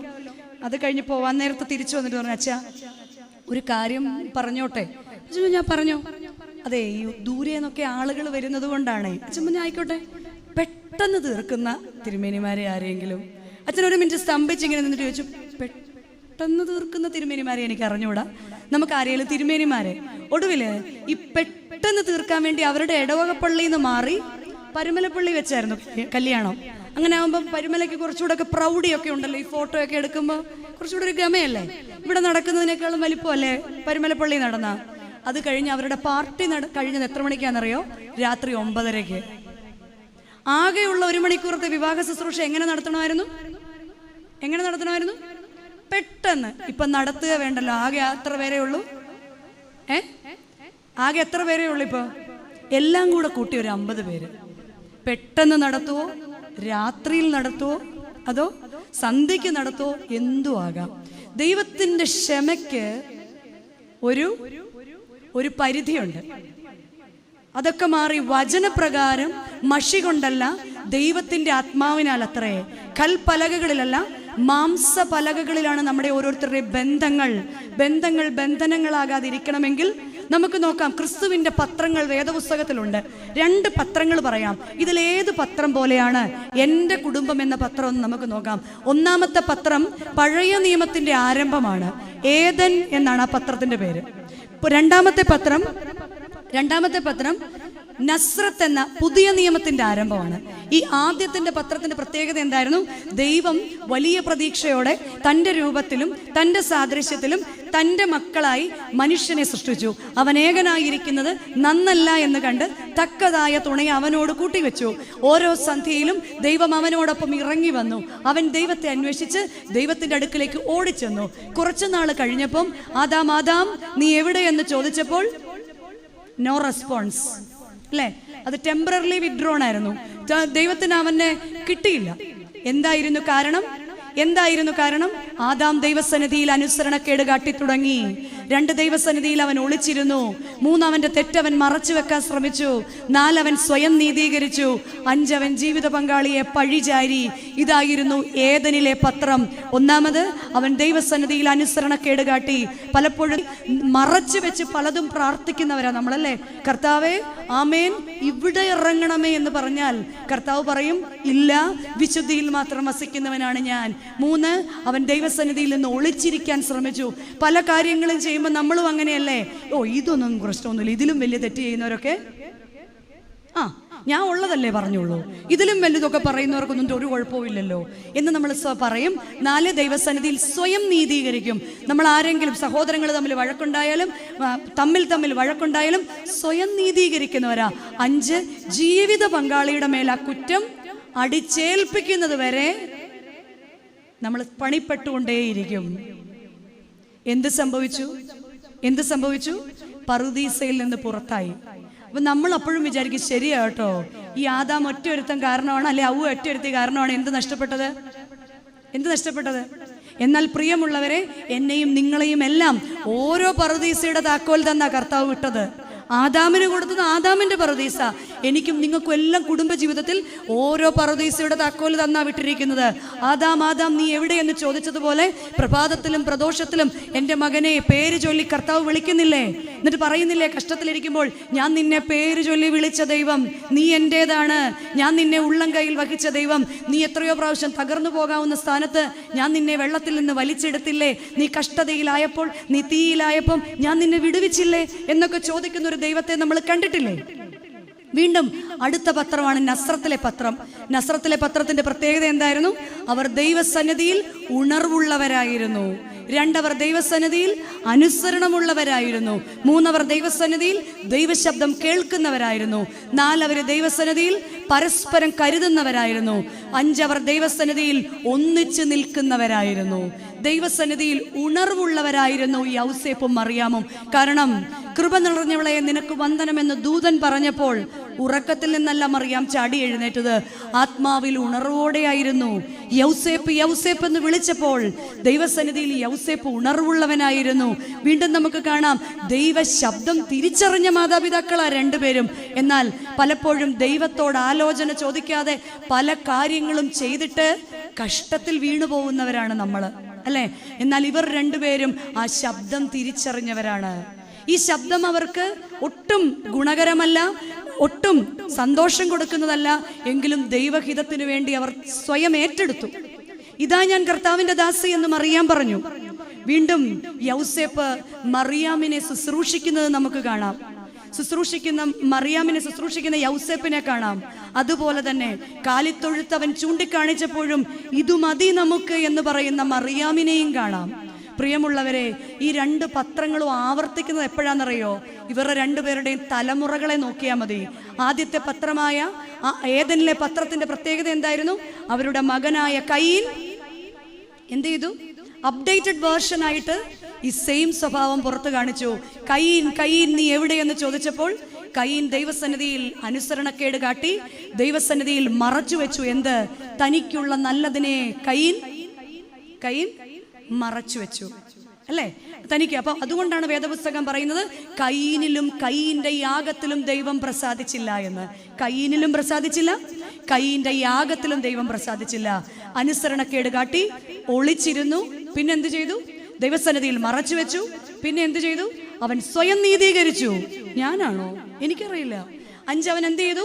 തൻ്റെ സഹോദരനെ പഴിചാരി. എവിടെ നിന്നായിരുന്നു ഈ സ്വഭാവം വന്നത്? എവിടെ നിന്നാ സ്വഭാവം വന്നത്? മാതാപിതാക്കളിൽ നിന്ന് തന്നെയാണ്. വക്രതയും കോട്ടവുമുള്ള ഈ തലമുറയുടെ മുൻപാകെ ക്രിസ്തുവിൻ്റെ പത്രമായി തീരുവാൻ പ്രിയ മാതാപിതാക്കളെ നമുക്ക് സാധിക്കണം. എന്നാൽ നസ്രത്തിലെ പത്രത്തിലേക്ക് വരാം. അവൻ സ്വർഗം വിട്ട് ഭൂമിയിലേക്ക് ഇറങ്ങി വന്നത് ആ മറിയാമിനും യൗസേപ്പിന്റെയും പുത്രനായിട്ട്, ഏറ്റവും അനുസരണമുള്ളവനായിട്ട് അവൻ ഭവനത്തിൽ വളർന്നു വന്നു. ദൈവപുത്രനായിരുന്നിട്ടും അനുദിനം അവൻ പ്രാർത്ഥിച്ചു. നമ്മുടെ മക്കൾ പ്രാർത്ഥിക്കുന്നില്ലെന്നൊക്കെ പരാതിയില്ലേ നമുക്ക്? എന്താ കാര്യം? ബാലൻ നടക്കേണ്ട വഴിയിൽ അവനെ അഭ്യസിപ്പിക്കണമായിരുന്നു. 18, 19, 20 വയസ്സായി കഴിയുമ്പം എന്താടാ നീ സന്ധ്യപ്രാർത്ഥനയ്ക്ക് വരാത്തത് എന്ന് ചോദിക്കുന്നതിന് മുൻപേ മടിയിലിരുത്തുന്ന പ്രായത്തിൽ തന്നെ കുഞ്ഞിനെ മടിയിലിരുത്തി നിർബന്ധിച്ച് പ്രാർത്ഥിപ്പിക്കണമായിരുന്നു. 12 വയസ്സ് മാത്രം പ്രായമുള്ള യേശു എന്ന ബാലൻ ന്യായശാസ്ത്രിമാരുടെ സഭയിലിരുന്ന് ന്യായപ്രമാണത്തെക്കുറിച്ച് തർക്കിക്കുന്നത് നമ്മൾ വേദപുസ്തകത്തിൽ കണ്ടിട്ടുണ്ടല്ലേ? എവിടെ നിന്നായിരുന്നു ഈ ന്യായപ്രമാണത്തെക്കുറിച്ചുള്ളൊരു ഗ്രാഹ്യം യേശുവെന്ന 12 വയസ്സുകാരൻ ബാലനുണ്ടായത്? അവൻ്റെ ഭവനത്തിൽ നിന്നായിരുന്നു, അപ്പൻ്റെ ഭവനത്തിൽ നിന്നായിരുന്നു. എന്നാൽ നമ്മുടെ കുഞ്ഞുങ്ങൾക്ക് ഈ വേദപുസ്തക ജ്ഞാനം കൊടുക്കാൻ നമുക്ക് സാധിക്കാറുണ്ടോ? മക്കള് കിടന്നോ മമ്മി പ്രാർത്ഥിച്ചോളാം എന്ന് പറയല്ല വേണ്ടത്. മകനെ മുട്ടുമടക്കി ദൈവസന്നിധിയിൽ ഇരുത്തി പ്രാർത്ഥിപ്പിക്കുവാൻ, മകളെ ദൈവസന്നിധിയിൽ ഇരുത്തി പ്രാർത്ഥിപ്പിക്കുവാൻ നമുക്ക് സാധിക്കണം. വീണ്ടും മറിയാം പറയാണ്, ഇതാ ഞാൻ കർത്താവിൻ്റെ ദാസി. എവിടെ കാണാം? 33 വർഷങ്ങൾക്ക് ശേഷം ഗത്സമനയിൽ രക്തം വിയർത്തുകൊണ്ടിരുന്ന മറിയാമിൻ്റെ പുത്രൻ ദൈവത്തിൻ്റെ സന്നിധിയിൽ പറയാണ്, ഇതാ ഞാൻ. അപ്പൊ അവിടുത്തെ ഇഷ്ടം എന്നിൽ നിറവേറട്ടെ. ആരിലൂടെ പകർന്നു വന്നു? മാതാപിതാക്കളിൽ കൂടി പകർന്നു വന്നു. അവിടെ യൗസേപ്പ് മറിയാമിനെ ശുശ്രൂഷ ചെയ്യുന്നത് നമുക്ക് കാണാം അല്ലെ? എവിടെ അത് ആവർത്തിക്കപ്പെടുന്നത്? തങ്ങളിൽ ആരാണ് വലിയവനെന്ന് ചോദിച്ച ശിഷ്യന്റെ മുൻപിൽ അരകെട്ടി താന്ന് ശിഷ്യന്റെ കാല് കഴുകിക്കൊണ്ട് ആര് പറയാണ്? കർത്താവ് പറയാ, ദൈവപുത്രൻ പറയാ, ഞാനോ നിങ്ങളുടെ ഇടയിൽ ഒരു ശുശ്രൂഷക്കാരനെ പോലെ ആകുന്നു എന്ന്. വീണ്ടും മറിയാമിനോട് യൗസേപ്പ് ചൂണ്ടിക്കാണിച്ച കാലിത്തൊഴുത്ത് മതി നമുക്ക് എന്ന് മറിയാം സമ്മതിച്ചപ്പോൾ ആ കാലിത്തൊഴുത്തിൽ ജനിക്കുവാൻ ദൈവപുത്രൻ പോലും താന്നിറങ്ങി. നമ്മുടെ മക്കളിൽ താഴ്മയും, നമ്മുടെ മക്കളിൽ വിനയവും, നമ്മുടെ മക്കളിൽ പ്രാർത്ഥനയും, നമ്മുടെ മക്കളിൽ സ്വയം നീതീകരണവും ഇല്ലാതെ ഇരിക്കണമെങ്കിൽ പ്രിയമുള്ള മാതാപിതാക്കളെ, നാം ഓരോരുത്തരും ദൈവത്തിൻ്റെ വചനമനുസരിച്ച് ക്രിസ്തുവിൻ്റെ പത്രമായി തീരണം. എൻ്റെ വാക്കുകളെ നിർത്തുക. എന്നാൽ ഈ കാലഘട്ടത്തിൽ നമുക്ക് സംഭവിച്ചു പോയിരിക്കുന്ന ഏറ്റവും വലിയ തെറ്റുകൾ എന്താണ്? ഒന്ന്, നമ്മൾ പ്രതീക്ഷകളുടെ കൊടിമുടികളെ വിട്ട് താഴേക്ക് ഇറങ്ങാൻ തയ്യാറാവുന്നില്ല. ഇപ്പോഴും പണ്ടൊരു പട്ടാളക്കാരൻ്റെ ആലോചന വന്നതായിരുന്നു എനിക്ക് എന്ന് പറയുന്നതാണ്. 50 വർഷം കഴിഞ്ഞും അത് പറഞ്ഞുകൊണ്ടിരിക്കുക നമ്മൾ. എന്നാ 1975 ഒരു പട്ടാളക്കാരൻ്റെ ആലോചന വന്നതായിരുന്നു. അത് മതിയായിരുന്നു എന്ന് പലപ്പോഴും ചിന്തിക്കുമ്പോൾ പ്രതീക്ഷകളുടെ കൊടുമുടികളിൽ ഇരിക്കുക നമ്മളിപ്പോഴും പലപ്പോഴും. അതിൽ നിന്ന് താഴേക്ക് ഇറങ്ങി യാഥാർത്ഥ്യങ്ങളിലേക്ക് ഇറങ്ങി വരണം. താലന്തുകളുടെ ഉപമ പോലെയാണ് ജീവിതം. താലന്തുകളുടെ ഉപമയുടെ പ്രത്യേകത എന്താ? തനിക്കുള്ളത് എത്ര വർദ്ധിപ്പിച്ചു എന്ന് അന്വേഷിച്ചു വരുന്ന ഒരു ദൈവത്തെ നമുക്ക് കാണാൻ സാധിക്കും. കുടുംബജീവിതത്തിൽ എനിക്ക് നൽകിയിരിക്കുന്ന ജീവിത പങ്കാളിയെ കുറവുകളോടുകൂടി അംഗീകരിക്കുവാൻ, എനിക്ക് കിട്ടിയിരിക്കുന്ന മക്കളെ, എനിക്ക് കിട്ടിയിരിക്കുന്ന മരുമക്കളെ, എനിക്ക് കിട്ടിയിരിക്കുന്ന കൊച്ചുമക്കളെയൊക്കെ കുറവുകളോടുകൂടി ദൈവസന്നിധിയിൽ അവരെ സമർപ്പിക്കുവാൻ നാം മാതാപിതാക്കൾക്ക് സാധിക്കണം. 2, ദൈവത്തോട് ആലോചന ചോദിക്കുന്നുണ്ടോ എന്ന് നമ്മൾ ചിന്തിക്കുക. ഞാൻ ജ്യോതിസ് പോലെ പ്രകാശിക്കണമെങ്കിൽ ദൈവത്തോട് ആലോചന ചോദിക്കണം. നമുക്ക് പലപ്പോഴും എന്താ സംഭവിക്കുന്നതെന്നറിയോ? പരാജയങ്ങൾ വന്നു കഴിയുമ്പോൾ എന്നാലും എൻ്റെ കർത്താവേ നീ എന്നോടിത് ചെയ്തു കളഞ്ഞല്ലോ എന്ന് പറയും. എന്നാൽ യെശയ്യാ പ്രവാചകന്റെ പുസ്തകം 30-ാം അധ്യായം ആരംഭിക്കുന്നത് തന്നെ പാപത്തോട് പാപം കൂട്ടുവാൻ എന്നെ കൂടാതെ ആലോചന കഴിക്കുന്നു എന്നാണ്. പലപ്പോഴും നമ്മുടെ വിവാഹ ആലോചനകളൊക്കെ പണ്ടൊക്കെ എങ്ങനെയായിരുന്നു? 4 പേര് കൂടി ആലോചിച്ച് നാട്ടുകൂട്ടത്തോട് ചോദിച്ച് ഇങ്ങനെയൊക്കെയായിരുന്നു. എന്നാൽ ഇന്നെങ്ങനെയാ? ആരും അറിയരുത്. കാരണം എന്താ? ചുറ്റും ആരാന്നാ പറയുന്നത്? ചുറ്റും എല്ലാവർക്കും അസൂയയാണ് നമ്മൾ പറയുന്നത്. ആരോടും ചോദിക്കാതെ ഏതെങ്കിലും ഒരു വലിയ കുഴി ചാടിയിട്ട് താടിക്കും കൈ കൊടുത്ത് കുറച്ച് നാളും മിണ്ടാതെ ഇരിക്കും. പിന്നെ തീ ഉണ്ടെങ്കിൽ എന്തും ഉണ്ടാവും. തീ ഉള്ളിടത്ത് എന്തും ഉണ്ടാവും? പുകയുണ്ടാവും. പുക ജനല് വഴി പോയി കഴിയുമ്പോൾ നാട്ടുകാരറിയും അല്ലേ? അങ്ങനെ ഒരു അവസ്ഥയാണ് പലപ്പോഴും നമുക്കുണ്ടാകുന്നത്. എന്നാൽ സമാധാനം നദി പോലെ ഒഴുകണമെങ്കിൽ യെശയ്യാ പ്രവാചകന്റെ പുസ്തകത്തിൽ 48-ാം അധ്യായത്തിൽ കാണുന്നുണ്ട്, നീ എൻ്റെ കൽപ്പനകളെ അനുസരിച്ചാൽ നിന്റെ സമാധാനം നദി പോലെ ഒഴുകും. രണ്ടാമത് പറയുകയാണ്, നിന്റെ സന്തതി മണൽത്തരി പോലെയാകും. നിന്റെ സന്തതി അനുഗ്രഹിക്കപ്പെടും. എങ്ങനെ? നീ എൻ്റെ കൽപ്പന അനുസരിച്ചാൽ. യെശയ്യാ പ്രവാചകന്റെ പുസ്തകം 48 അധ്യായം 18 വാക്യം. 3, ബന്ധങ്ങളെക്കാൾ മാധ്യമങ്ങൾക്ക് പ്രാധാന്യം കൊടുക്കുന്ന ഒരു ലോകത്തിലാണ് നമ്മൾ ജീവിക്കുന്നത്, അല്ലേ? ഇനിയിപ്പോൾ ദേവാലയങ്ങൾ തുറന്നാലും അച്ഛനെ പറഞ്ഞ പോലെ ആശങ്കയാണ്. എത്ര പേര് വരും? ഇല്ല. കാരണം നമുക്ക് എന്ത് മനസ്സിലായി? കിടന്നുകൊണ്ട് വേണമെങ്കിലും ഇവിടെ അച്ഛൻ പരിശുദ്ധ റൂഹ ആവസിച്ച് ഈ അപ്പത്തെ കർത്താവിൻ്റെ തിരുശരീരമാക്കട്ടെ എന്ന് പറയുമ്പോൾ ഞാൻ എവിടെ കിടക്കുക? കട്ടിലേ കിടന്ന് നല്ല സുഖമായിട്ട് ഇങ്ങോട്ട് ഇറങ്ങി വന്നാട്ടെ എന്നുള്ള രീതിയിൽ ദൈവത്തേക്കാൾ കൂടുതൽ. എന്നാൽ നമ്മൾ മനസ്സിലാക്കേണ്ട ഒരു കാര്യമുണ്ട്. ഇസ്രായേൽ ജനം പലായനം ചെയ്തുകൊണ്ടിരുന്ന, നമ്മൾ 2 വർഷമല്ലേ ഇരുന്നുള്ളൂ. ഇസ്രായേൽ ജനം പലായനം ചെയ്ത് മരുഭൂമിയിൽ കൂടി സഞ്ചരിച്ചു കൊണ്ടിരുന്നപ്പോൾ അവർക്ക് പാർപ്പാൻ ഒരു പട്ടണമോ ആരാധിക്കാൻ ആലയമോ ഉണ്ടായിരുന്നില്ലായിരുന്ന കാലത്തും യഹോവയാം ദൈവം കൂടാരമടിച്ച്, അന്ന് ഓൺലൈൻ ഇല്ലായിരുന്നു, കൂടാരമടിച്ച് അവർക്ക് ആരാധിക്കാൻ അവസരം കൊടുത്തു.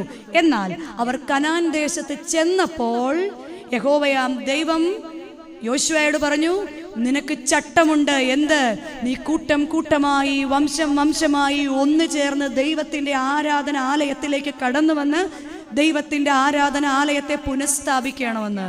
തലമുറകൾക്ക് നന്മയുണ്ടാകുവാൻ, ദീർഘായുസ്സോടെ ഇരിക്കുവാൻ നീ നിന്റെ പിതാക്കന്മാർ നടന്ന ആലയത്തിലേക്ക് നീ കനാനിൽ എത്തിക്കഴിയുമ്പോൾ തിരിച്ചു വരണമെന്ന് ഇസ്രായേൽ ജനത്തോട് പറഞ്ഞ ദൈവം ഇന്ന് നമ്മളോടും പറയുകയാണ്. ഞാൻ നിന്നെ ശാന്ത തുറമുഖത്തെത്തിക്കഴിയുമ്പോൾ വീട്ടിൽ കിടന്നുകൊണ്ട് കാണുന്ന കുർബാനയും കഴിഞ്ഞ് ഭവനത്തിലെ അപ്പൻ്റെ ഭവനത്തിലേക്ക് മടങ്ങി വരുവാൻ നമുക്ക് ഓരോരുത്തർക്ക് സാധിക്കണം. വീട്ടിലെ മാധ്യമ സംസ്കാരം, അല്ലേ? ഇന്ന് ഒന്നിച്ചിരുന്ന് ചായ കുടിക്കാൻ പോലും നമുക്ക് നേരെയില്ല. കാരണം എന്താണ്? ആൻറ്റിമാരോട് ചോദിച്ച് ഇവരുടെ ഏറ്റവും വലിയ പരാതി എന്തായിരിക്കും എന്നറിയോ? അച്ചായനിപ്പോൾ എന്നോടൊന്നും മിണ്ടാനില്ല. ആ തിണ്ണയിലെ വരാന്തയിലെ സ്റ്റെപ്പയിലിരുന്ന് മുഴുവൻ സമയം എന്ത് ചെയ്തുകൊണ്ടിരിക്കുക അച്ചായൻ? ഒത്തിരി ആൻറ്റിമാരുടെ പരാതിയാ. ഇന്ന് എന്താണ് വെക്കുന്നതെന്ന് പോലും ചോദിക്കത്തില്ല. ഇത് മാത്രമേ നടക്കുന്നുള്ളൂ എന്ന് പരാതിയാണ്. ഇന്ന് ഏറ്റവും കൂടുതൽ കൊച്ചു കുഞ്ഞുങ്ങൾ ഗെയിമിന് അഡിക്റ്റാണ്, അല്ലേ? എല്ലാവരുടെയും പരാതിയാണ്. ഒത്തിരി പിള്ളേരെയും കൊണ്ട് വന്നിട്ട് പറയും ഇവർ ഗെയിമിന് അഡിക്റ്റാണ്. ഈ 2, 10, 12, 15 വയസ്സുള്ള അവർ ഗെയിമിന് അഡിക്റ്റാണെന്ന് പറയുമ്പോൾ സീരിയൽ കാണാതിരിക്കാൻ നമ്മളിൽ എത്ര പേർക്ക് പറ്റാറുണ്ട്? ഒരേ വാർത്താ ചാനലിലെ വാർത്തകൾ തിരിച്ചും തിരിച്ചും നമ്മളതാണ്. ഇപ്പം നമ്മളിൽ നിന്ന് ഉത്ഭവിക്കുന്നതും എന്ത് തന്നെയായിരിക്കും? നമ്മളിൽ നിന്ന് ഉത്ഭവിക്കുന്ന മക്കളെ ഇതിൽ കൂടുതൽ പ്രതീക്ഷിക്കേണ്ടത്. കാരണം എന്താ? നമ്മളും അങ്ങനെ തന്നെയാണ്. ആദ്യം നമുക്ക് വേണ്ടത് നമ്മുടെ ഭവനത്തിൽ ആത്മനിയന്ത്രണമാണ്. എല്ലാത്തിനും ഒരു സമയം ഉണ്ടായിരിക്കണം. എൻ്റെ ദൈവസന്നിധിയിൽ എനിക്ക് ഇരിക്കാനുള്ള സമയം കഴിഞ്ഞേ മറ്റേതിനും സമയം. ഓൺലൈൻ ക്ലാസ്സുകളെയും നല്ലവണ്ണം ഉപയോഗിക്കുന്ന കുഞ്ഞുങ്ങളില്ലേ? അതിനെ മോശമായി ഉപയോഗിക്കുന്ന കുഞ്ഞുങ്ങളും നമ്മളിൽ നിന്നാണ്. അതുകൊണ്ട് it's A time for renewal. ഒന്ന് പുതുക്കപ്പെടണം. നമ്മളൊന്ന് പുതുക്കണം. എങ്ങനെ? നമ്മളൊന്ന് റിപ്പന്റ് ചെയ്യണം. നമ്മുടെ ദൈവസ്ഥനെ നമ്മൾ തന്നെ ഒന്ന് അനുദപിക്കണം. ദൈവമേ, എൻ്റെ ജീവിതത്തിൽ എങ്ങനെയാണ്? നയമാൻ രഥത്തിലിരുന്നു കൊണ്ട് എൻ്റെ നാട്ടിൽ ഇതിലും വലിയ നദികൾ ഒഴുകുന്നുണ്ട് എന്ന് പറഞ്ഞപ്പോൾ ആ നയമാന്റെ കൂടെയുള്ള സേവകര് പറഞ്ഞു, രാജാവെ, അവിടുന്ന് ഒന്ന് ഇറങ്ങി ഇതിലൊന്ന് മുങ്ങിയാൻ. നമ്മളോടും പറയാ, രഥം വിട്ടൊന്ന് താഴേക്ക് ഇറങ്ങണം. ഈ ഫോണൊക്കെ ഒന്ന് ഓഫ് ചെയ്ത് കുറച്ച് സമയം മക്കളുടെ മുഖത്ത് നോക്കിയിരിക്കണം. പരസ്പരം ഒന്ന് സംസാരിക്കണം. ഇടിഞ്ഞു പോയ മതിലുകളെയൊക്കെ ഒന്ന് പണിയാൻ നമുക്ക് സാധിക്കണം. 4, നമ്മുടെ കുടുംബങ്ങൾ നന്നാവണമെങ്കിൽ, നിന്നയില്ലാത്തവരാണെങ്കിൽ കുട്ടികൾ ഭരിക്കുന്ന ഭവനത്തിൽ നിന്ന് തിരിച്ചു മാതാപിതാക്കൾ തന്നെ ഭരണം ഏറ്റെടുക്കണം. ഒരു കാലത്ത് ഒരു 10 വർഷം മുൻപൊക്കെ എന്തായിരുന്നു എന്നറിയോ? ഒരു 10 വർഷം മുൻപൊക്കെ നമ്മൾ വീട്ടിൽ പറയും, എൻ്റെ മനുഷ്യ, നിങ്ങൾ ഇതങ്ങ് കഴിക്കുക. കുഞ്ഞെന്തെങ്കിലും കഴിച്ചിട്ട് സ്കൂളിലൊന്ന് പോട്ടെ. ഞാൻ എന്ത് കഷ്ടപ്പെട്ട് അവനെ വളർത്തുന്നതെന്നറിയോ? ഈ കുഞ്ഞിപ്പോൾ എന്ത് ചെയ്തു? കുഞ്ഞങ്ങ് വളർന്നു. കുഞ്ഞിനിപ്പോൾ എത്ര വയസ്സായി? 10-26 വയസ്സായി. ഇന്ന് കല്യാണം തീരുമാനിച്ചു കഴിയുമ്പോൾ അപ്പൻ കേറ്ററിംഗ് വേണ്ട, ഞാൻ കൊടുത്തോളാം. എന്നാ പിന്നെ സ്റ്റുഡിയോക്കാരനെ വേണ്ട, ഞാൻ കൊടുത്തോളാം. ഇന്ന് ആരാണ് കല്യാണം നടത്തുന്നത്? മക്കളും അവരുടെ കൂട്ടുകാരും കൂടെയാണ് കല്യാണം നടത്തുന്നത്. ശരിയല്ലേ ഞാൻ പറഞ്ഞത്? ഒരു 10-12 വർഷം മുൻപിൽ അവൻ്റെ ഇഷ്ടം മാത്രം വീട്ടിൽ നടന്നുകൊണ്ടിരുന്നു. ഇപ്പം അവൻ്റെ കല്യാണം നടത്തുന്നതും ആര് തന്നെയാ? പിന്നെ അപ്പൻ എന്തോ വേണം? നല്ല മുണ്ട് ഷർട്ടും വാങ്ങിച്ചു തന്നിട്ടുണ്ട്. വെളുപ്പിനെ ക്യാമറ വരും. ഒരുങ്ങി രാവിലെ എന്ത് ചെയ്തോണം? വരച്ചിട്ടുണ്ട് അവിടെ, അല്ലേ? കൊറോണ വന്നപ്പോൾ നമ്മൾ ഇൻഡ്യൂമാർക്കൊക്കെ ഇട്ടു പള്ളിയിൽ. അതുപോലെ അപ്പൻ രാവിലെ അവിടെ വന്ന് നിൽക്കണം. മമ്മി എന്ത് ചെയ്യണം? മമ്മി അപ്പുറത്ത് ഇൻഡ്യൂമാർക്ക് ഇട്ടിട്ടുണ്ട്. മമ്മി അവിടെ നിന്നാൽ മതി, ബാക്കിയെല്ലാം ആര് ചെയ്തോളാം? ആരാണ് ഇതിനൊക്കെ തുടക്കം ഇട്ടത്? നമ്മൾ തന്നെയാണ് അല്ലേ? അവൻ ബാലനായിരുന്നപ്പോൾ നമ്മൾ തന്നെയാണ്. പിന്നെ ഒന്നിച്ചിരുന്ന വീഡിയോ കണ്ടിട്ടുണ്ടോ കല്യാണത്തിന്റെ? അറിയാതെ പോലും ഒന്നിച്ചിരുന്ന് കാണരുതേ. നമുക്ക് മക്കളും മാതാപിതാക്കളും തമ്മിലുള്ള പരിധി ചിലപ്പോൾ നമുക്ക് ലജ്ജ തോന്നും. ഈ ഒരു ആഭാസ ലോകത്തേക്ക് ക്രിസ്തീയ കുടുംബ ജീവിതങ്ങളെ എത്തിക്കാൻ കാരണം എന്തായിരുന്നു? കാനായിലെ പച്ചനിപ്പോർക്കോ, ഞാൻ പറയാൻ ധൈര്യം കാണിച്ച കൊച്ചമ്മ ഏതായാലും പറഞ്ഞിട്ടൊക്കെ പോവല്ലോ അല്ലേ? കാനായിലെ കല്യാണ വിരുന്നിൽ യേശുവും പരിശുദ്ധ അമ്മയും ശിഷ്യന്മാരും അവിടെ ക്ഷണിക്കപ്പെട്ട അതിഥിയായിരുന്നു. ഇന്നോ കർത്താവ് മാത്രം ക്ഷണിക്കപ്പെട്ട അതിഥിയല്ല, 1 മണിക്കൂർ കൊണ്ട് തീർത്തു തരുന്ന ഒരു കർമ്മം മാത്രമാണ്. ഷൂട്ടിങ് പിന്നെ ദിവസങ്ങൾ അങ്ങ് നടക്കുകയല്ലേ അല്ലേ? ഷൂട്ടിംഗ് ആണ് പ്രധാനം. ഈ ഷൂട്ടിങ് കഴിയുമ്പോൾ ഉള്ള കാര്യമാണ് യഥാർത്ഥത്തിലെ പച്ചയായ ജീവിതമെന്ന് പുതിയ തലമുറ ചിന്തിക്കാത്തതിന്റെ ആണിക്കല്ല് നമ്മൾ തന്നെയല്ലേ എന്ന് മക്കളെ മാത്രം പറഞ്ഞാൽ മതിയോ? ഇതിനിതൊക്കെ സ്വാതന്ത്ര്യം കൊടുത്ത് അഴിച്ചുവിട്ട് പഠിപ്പിച്ചത് നമ്മൾ തന്നെയല്ലേ? വക്രതയും കോട്ടവുമുള്ള ഈ തലമുറയുടെ മുൻപാകെ അനിന്യരും പരമാർത്ഥികളും ദൈവത്തിന്റെ നിഷ്കളങ്ക മക്കളും ആയി തീരേണ്ടതിന്, ക്രിസ്തുവിന്റെ പത്രമായി തീരാൻ അവരുടെ മുൻപാകെ നമുക്ക് സാധിക്കണം. അപ്പൻ കുടുംബത്തിന്റെ തലയാണെന്നും അമ്മ കുടുംബത്തിന്റെ ഹൃദയമാണെന്നും അനുഭവിച്ചറിയുന്ന മക്കൾ നമ്മുടെ ഭവനത്തിൽ ഉണ്ടാകണം. അപ്പന് സ്റ്റാൻഡേർഡ് പോരാ എന്ന് ചിന്തിക്കുന്ന മക്കളല്ല കുടുംബത്തിൽ വേണ്ടത്. അത് കാട്ടിക്കൊടുക്കേണ്ടത് ആരാണെന്നറിയോ? അമ്മയാണ്. ഞാനോ നിങ്ങളുടെ ഇടയിൽ ഒരു ശുശ്രൂഷക്കാരനെ പോലെയാണ് എന്ന് പഠിപ്പിച്ച കർത്താവിന്റെ മുൻപിൽ നമ്മൾ ഓരോരുത്തരും പരസ്പരം ശുശ്രൂഷ ചെയ്യണം. അപ്പൻ അമ്മയെയും അമ്മ അപ്പനെയും ശുശ്രൂഷ ചെയ്തു വരുമ്പോൾ ഹൃദയത്തോട് ചേർത്ത് വളർത്തുന്ന മക്കളുണ്ടാകും. അല്ലെങ്കിൽ ആരായി മാറുമെന്നറിയോ? അപ്പൻ വീടിന്റെ ഒരു കാവൽക്കാരനും അമ്മ വീട്ടിലെ ജോലിക്കാരിയും, മക്കൾ അവിടുത്തെ രാജാവും രാജ്ഞിയും, വന്നു കയറുന്നവര് അതിനേക്കാൾ വലിയവരും. പ്രിയമുള്ളവരെ, എനിക്കും നിങ്ങൾക്കൊക്കെ മക്കളുണ്ട്. തലമുറകൾക്ക് വേണ്ടി കണ്ണുനീരോടുകൂടി പ്രാർത്ഥിക്കുകയല്ലാതെ നമുക്ക് പഠിക്കാൻ ദൈവം ഇഷ്ടംപോലെ അവസരം നൽകിയിട്ടുണ്ട്. നമ്മൾ നമ്മുടെ തലമുറകൾക്ക് വേണ്ടി കണ്ണുനീരോടുകൂടി പ്രാർത്ഥിച്ചിട്ടില്ല എങ്കിൽ വലിയ വലിയ വലിയ ഇതിലും വലിയൊരു പാഠം എന്താണ്? നമ്മൾ എവിടെയൊക്കെ അയഞ്ഞോ അതിനെയെല്ലാം ദൈവം ഈ 2 വർഷം മുറുക്കി അല്ലേ? നമ്മൾ എവിടെയൊക്കെ ബന്ധങ്ങൾ അയഞ്ഞോ അതിനെയെല്ലാം ദൈവം നന്നായിട്ട് സ്ക്രൂ ടൈറ്റ് ചെയ്തു. ശരിയല്ലേ പറഞ്ഞത്? കുട്ടികൾ ഭരിക്കുന്ന ഭവനങ്ങൾ ഉണ്ടാകാതിരിക്കണം. ഉല്ലാസഭ്രാന്ത് ബാധിച്ച പുതിയ തലമുറ ഇല്ലാതിരിക്കണം. പിന്നെ സാമ്പത്തികമായ അച്ചടക്കമില്ലായ്മ. ഇന്ന് നമ്മുടെ വീട്ടിലെ ഒരു പ്രശ്നം അത് തന്നെയല്ലേ? സാമ്പത്തികമായിട്ട് നമുക്ക് അച്ചടക്കമില്ല. മറ്റുള്ളവർക്കുള്ളതെല്ലാം ആർക്കും വേണം. ഇത് കണ്ട നമ്മുടെ തലമുറ. പിന്നെ സഹോദര്യ ബന്ധങ്ങളുടെ കെട്ടുറപ്പ് മക്കളുടെ മുൻപിൽ കാട്ടിക്കൊടുക്കണം. സഹോദരന്റെ മകൻ നന്നാവുന്നത് കാണുമ്പോൾ എനിക്ക് സഹിക്കാൻ വയ്യെങ്കിൽ എനിക്കുമില്ലേ 2 മക്കൾ, അവര് തമ്മിൽ പരസ്പരം അടിക്കുന്നത് ഞാനും കാണേണ്ടി വരില്ലേ? 2 ആടുകൾ തമ്മിൽ കൂട്ടിയിടിക്കുമ്പോൾ ചെന്നായി സന്തോഷിക്കുന്നത് പോലെ സഹോദരങ്ങളായ എൻ്റെ വീട്ടിലുള്ളവർ തമ്മിൽ വഴക്കിടുമ്പോൾ ഞാൻ മൗനാനുവാദം കൊടുത്താൽ, എൻ്റെ മുൻപിൽ വെച്ച് എൻ്റെ മക്കൾ വഴക്കിട്ടാൽ ഞാൻ സഹിക്കുമോ എന്ന് വഴക്കിന് തിരിതെളിക്കുമ്പോൾ നമ്മൾ ഓർക്കണം. എങ്ങനെയെങ്കിലും ജീവിതം 2 അറ്റത്തേക്ക് കൊണ്ടുപോകാൻ പുതിയ തലമുറ ആഗ്രഹിക്കുമ്പോൾ പോകുന്ന വഴിയെല്ലാം അവരുടെ കുറ്റങ്ങൾ കണ്ടുപിടിക്കുന്ന ഒത്തിരി ബന്ധുക്കൾ നമുക്കുണ്ട്. ഇതിൽ നിന്ന് മാറി പറ്റുമെങ്കിൽ ഹൃദയപൂർവ്വം അവർക്ക് വേണ്ടി ഒന്ന് പ്രാർത്ഥിക്കുക. ബന്ധങ്ങൾ തമ്മിലുള്ള കെട്ടുറപ്പുകൾ, സഹോദരങ്ങൾ തമ്മിലുള്ള കെട്ടുറപ്പുകൾ ഉറപ്പിക്കുവാൻ നമുക്ക് മാതാപിതാക്കൾക്ക് സാധിക്കണം. ഇതിലെല്ലാം ഉപരിയായിട്ട് നമ്മുടെ വിശ്വാസം പകർന്നു കൊടുക്കാൻ നമുക്ക് സാധിക്കണം. എൻ്റെ വിശ്വാസം, എൻ്റെ പിതാക്കന്മാരുടെ വിശ്വാസം തലമുറയിലേക്ക് ചിട്ടയായി പകർന്നു കൊടുക്കുവാൻ പ്രാർത്ഥനയുള്ള കുടുംബ ബന്ധങ്ങൾ ഉണ്ടാകണം. കാലം ചെയ്തുവെങ്കിലും കാലത്തിലൂടെ ജീവിക്കുന്ന പൗലോസ് മാർ ഗ്രിഗോറിയോസ് തിരുമനസ്സുകൊണ്ട് പറയുന്നുണ്ട്, ഓരോ ക്രിസ്തീയ കുടുംബ ബന്ധങ്ങളും ശുശ്രൂഷ കേന്ദ്രങ്ങളായിരിക്കണം. സഭയുടെ പ്രഖ്യാപിതനായിരുന്ന വട്ടശ്ശേരിൽ തിരുമേനി പറയുന്നുണ്ട്, മൂല്യച്യുതിയുടെ മലവെള്ളപ്പാച്ചിലിൽ ഒരു തടശില പോലെ നിൽക്കുവാൻ മൂല്യബോധമുള്ള മാതാപിതാക്കൾ ഉണ്ടാകണമെന്ന്. മൂല്യബോധം നഷ്ടപ്പെടുന്ന ഈ ലോകത്തിൽ മുമ്പുള്ളവയെക്കുറിച്ച് നമ്മൾ ഓർക്കേണ്ട, പണ്ടുള്ളവയെക്കുറിച്ച് നിരൂപിക്കുകയും വേണ്ട. കർത്താവ് എല്ലാം കരുതിയിട്ടുണ്ട്. എന്നാൽ നാം എന്താണ് മനസ്സിലാക്കേണ്ടത്? ഈ സമയം തക്കത്തിൽ ഉപയോഗിക്കണം. അടുത്ത വർഷം ഇവിടെ ഇരിക്കാൻ നമ്മൾ ഉണ്ടാകുമെന്ന് എന്തെങ്കിലും ഉറപ്പുണ്ടോ? എന്തെങ്കിലും ഗ്യാരണ്ടി ഉണ്ടോ? ഇല്ല. എന്നാൽ വക്രതയും കോട്ടവുമുള്ള ഈ തലമുറയുടെ മുൻപാകെ നിന്നയില്ലാത്തവരും പരമാർത്ഥികളും ദൈവത്തിന്റെ നിഷ്കളങ്ക മക്കളും ആയിത്തീരേണ്ടതിന് തലമുറയുടെ മുൻപാകെ സകലതും പിറുപിറുപ്പും വാദവും കൂടാതെ ചെയ്യുക. ഭവനങ്ങളിലെ പിറുപിറുപ്പുകളെ ഇല്ലാതെയാക്കാൻ ദൈവത്തിന്റെ പരിശുദ്ധാത്മാവെ എൻ്റെ ഭവനത്തിലേക്ക് വരണമേ. സഹോദരങ്ങൾ തമ്മിലുള്ള പിറുപിറുപ്പുകൾ ഇല്ലാതെയാക്കുവാൻ ദൈവത്തിന്റെ പരിശുദ്ധാത്മാവെ കടന്നു വരണമേ. സഭകൾ തമ്മിലുള്ള പിറുപിറുപ്പുകൾ ഇല്ലാതെയാക്കുവാൻ ദൈവത്തിന്റെ പരിശുദ്ധാത്മാവെ ഇറങ്ങി വരണമേ.